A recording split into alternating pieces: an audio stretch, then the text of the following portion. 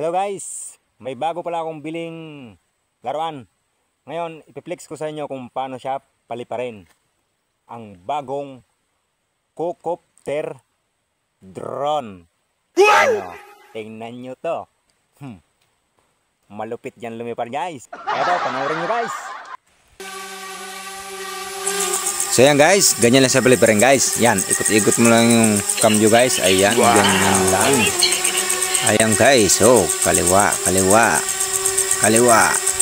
So ayan guys, napakalinaw po ng camera natin yan guys. At saka may pa-sound effect pa yan guys. Ayan, ito po yung kuha ng ating camera. Napakalinaw po dahil naka 1000 HD yan guys. Ano pa yan?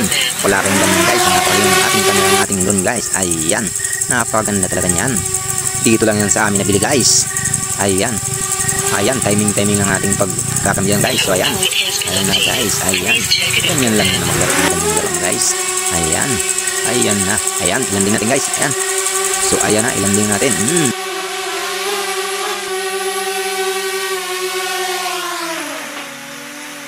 So ayan guys, hanggang dito lang muna ang video natin. Huwag nyo pong gagayahin yun guys dahil tanging professional lang po ang gumagawa niyan.